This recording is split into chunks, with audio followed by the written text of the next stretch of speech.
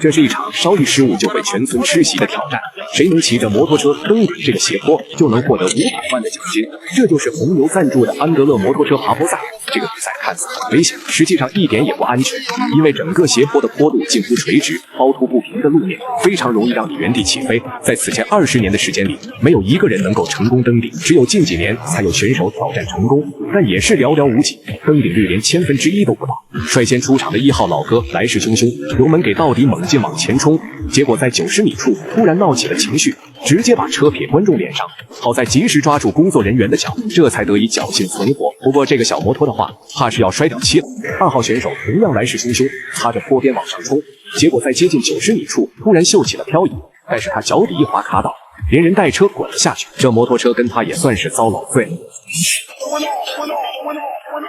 繼續下一位選手，牌子掛反的27號老哥，這個速度好像不太夠啊！果然在80米處，摩托直接失控，老哥地下貌似撞得不輕，好在摩托沒有問題，兩個工作人員把摩托硬控住了。好吧，話說早了，兩個廢物老哥實在是太廢了，選手沒抓住，摩托也沒抓住，還好意思在這裡和大嘴笑。就這種活動，八字得多硬才能堅持到最後，我還是老老實實開我的4輪小車吧。最近聽朋友說新車價格虛高，現在入手二手性價比高點，我就在瓜子二手車買了台特斯拉，才花了9萬9。瓜子每台車都有官方檢測，沒有重大事故，火燒、泡水車、電車還有電池回購保障，買二手車瓜子有保障。來看下70號選手的表現，這個氣勢非常的足啊，油門踩到底，重心前壓起飛，直接瞬移到了90米，成功登頂。這大哥控車能力真強，技術實在是太神了，成為本場比賽第一位登頂的選手。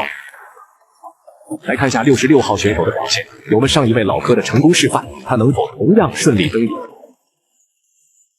實在是太可惜了，路線是一樣的，只是差點運氣，就差那麼1厘米就能成功了。來看下93號選手的表現，速度好是不錯，可惜飛低了。好在老哥身法不錯，僥倖存活。這兩個工作人員我算是看明白了，純是給選手添堵的。人家摩托車按理來說是可以停住的，結果他倆非得跑過來把他踹下去。我看他們兩個就是故意的。接下來出場的還是70號選手，可能是想給大家再打個樣，油門踩到底，一路猛進加速，從70米直接飛到90米，一腳地板油，再次登頂成功，跟剛才一模一樣的路線。壞了，讓他找到 bug。再來看下這個體格壯碩的老哥，這個動力還是很強勁的，只是路線明顯有些跑偏，最後是摩托上去，人沒上去，有點可惜。不過好在這次人和車都保住了。來看下45號選手，這位更是重量級，80米處失控，老哥重摔在地上。因為體格問題，工作人員也是不打算管了，就這麼眼睜睜地看着選手連人帶車滾了下去，這應該是全場摔得最慘的一個。34號選手早已迫不及待，一個翹頭就衝了出去，這個氣勢看起來壓迫感十足。那麼他能否順利登頂呢？可惜在90米處失控，好在這次工作人員終於大發慈悲，出手將他救下，至於摩托車就自生自滅了。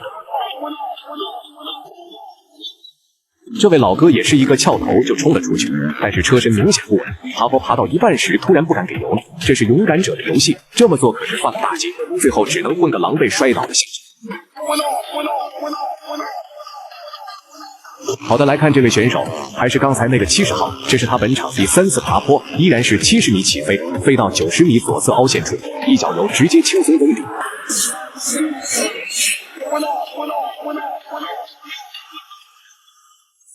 太溜了，公式化爬山式，要是都像這位老哥一樣技高人膽大的話，那這項比賽估計很快就要被終結了，一爬一個準，這你受得了嗎？